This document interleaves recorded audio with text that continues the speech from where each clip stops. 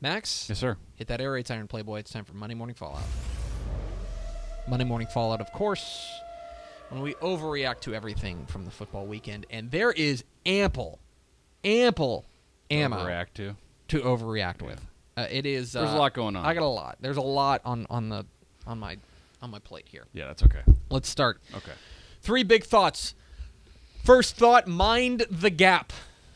Mind the gap. By which I mean, at this point, I think that we can narrow down a gap in every classification between teams that we think could win a state championship and everyone else. For sure. Now, I think that it varies in different classifications. For example, I think if you go to 6A, I think there's as many as 15, 18 teams that can win a state championship. Yes. That I think I look at it and I go, I could see them doing that. The number gets smaller the farther down the classifications you go. I think that in 5A, really, we're down to about 7 or 8 that I really, truly believe can win a state championship. Like, deep in my heart of hearts. Now, that's not to say that these other teams can't. That's just to say that there are clear favorites. They're clear favorites, and that it would be, in my view, an upset if another team did.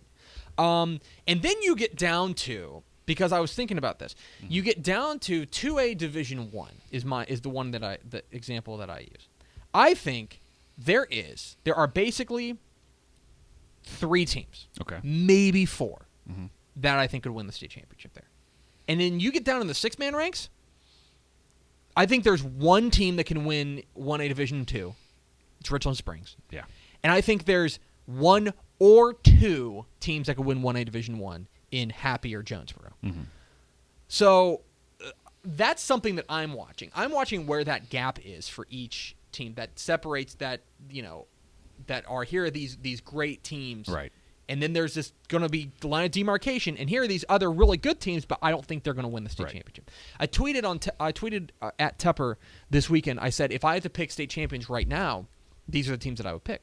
And a lot of that has to do with, for example, I picked Lake Travis to come out of D1 because not only because I think that they're a really good team that can win a state championship, but I also think they have the easiest path. Yes. I think that Region 4 is going to be very navigable for them. Right. And I think Region 3 is going to beat each other up. Yep. And then they'll just have to beat a team like Allen or the Woodlands in the title game. Right, which is you make that sound easy. But, I make that sound easy, but I'm saying but the path to that point is much different. Coach Ken Purcell on Fox Sports Southwest told me something 2 weeks ago that really stuck with me. Yeah. And I was like, man, Region 3 in 6A Division 1 is going to be crazy. You got Katy, North Shore, all this fun stuff. He's like, you got to watch out, for whoever has to play a team from there.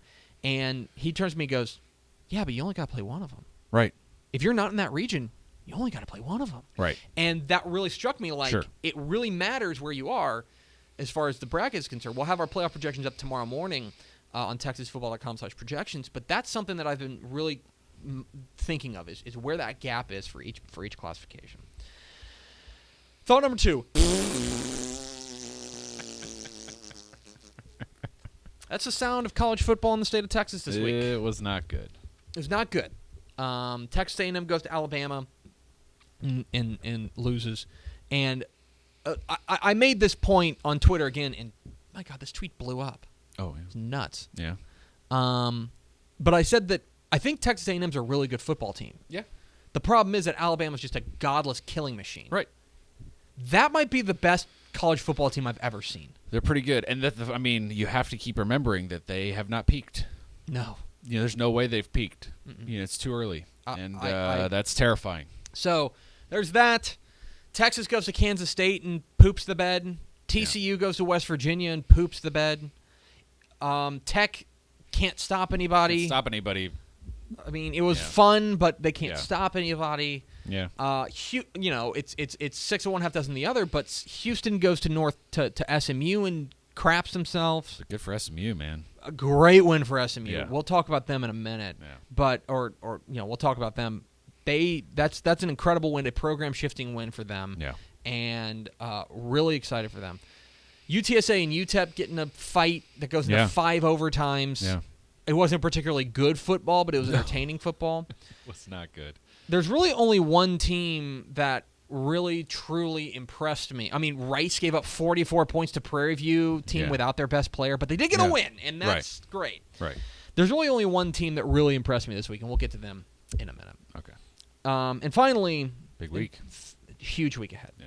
I was starting to go through every Monday morning. I come in and I start looking ahead to the week to the week ahead, and I don't know if you've taken a look at it, but I saw your note this morning and went, "Holy cow!" It is stupid. Yeah. Okay, the amount of great games there are. Okay. Yeah.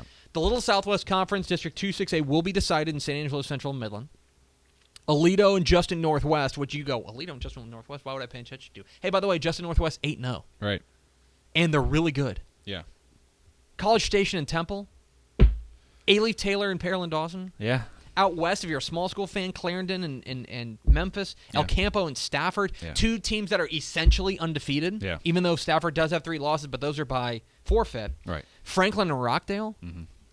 Cedar Park and Hutto, if you're into that kind of thing. Yeah. West Orange Stark and Liberty. Mm-hmm. It is a stupid week of Texas high school football ahead.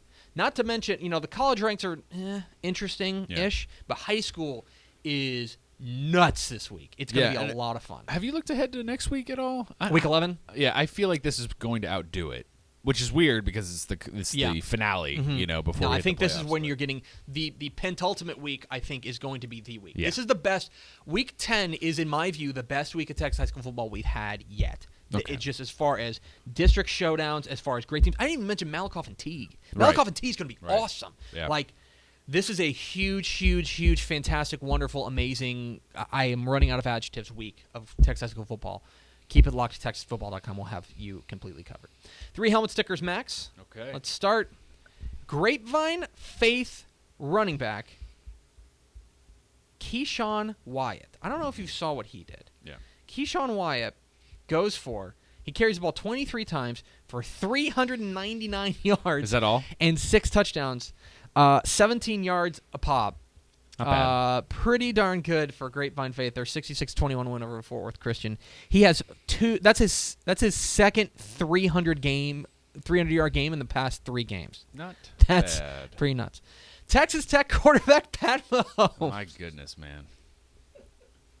This is just stupid. Oh my God. I don't know how much of this game you watched.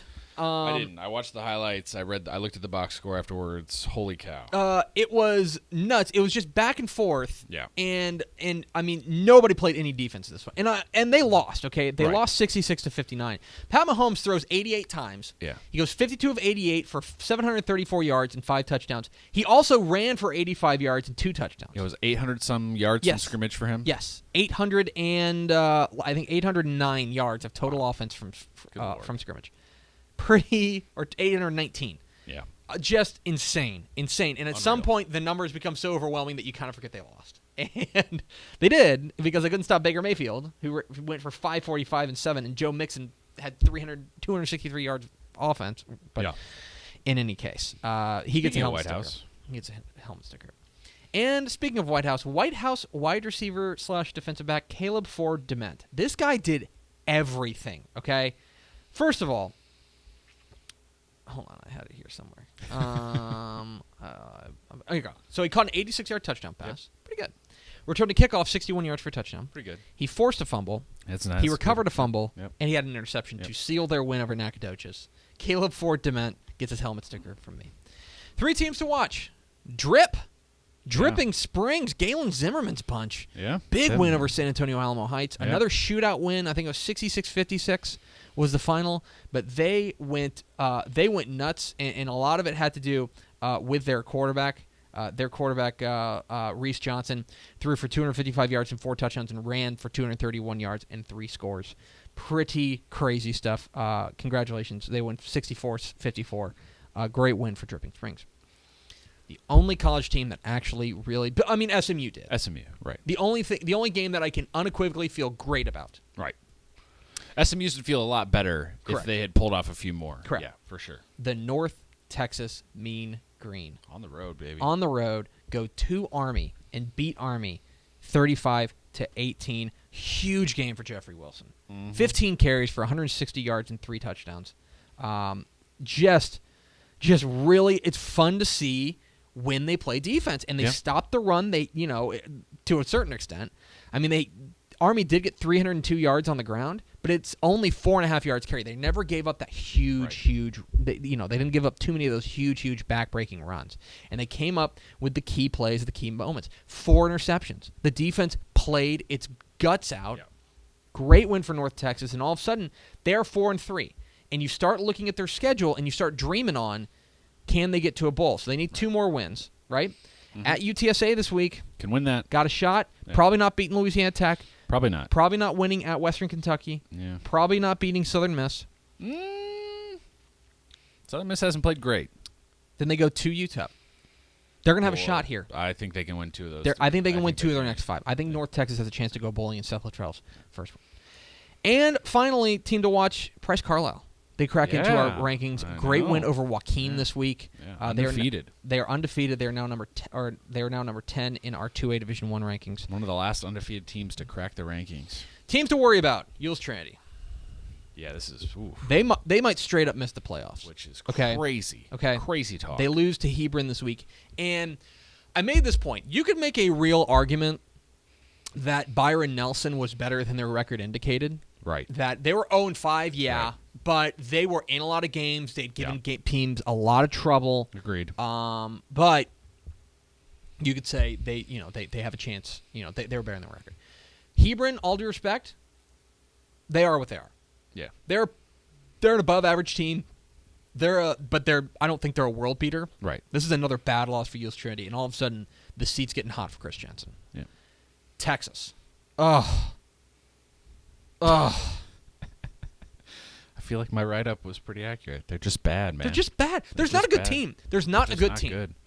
I mean, and like I said, if you were among the most optimistic Charlie Strong supporters, hey, maybe if they really turn this thing around, man, maybe they play great defense. Hey, maybe they could if they can just finish strong, man. There's no chance. No, there's no chance. He's gone. Okay. By the way. We were talking about bowls, so they're 3-4. Yeah. They need 3 more wins. Yeah, you got them beating Baylor.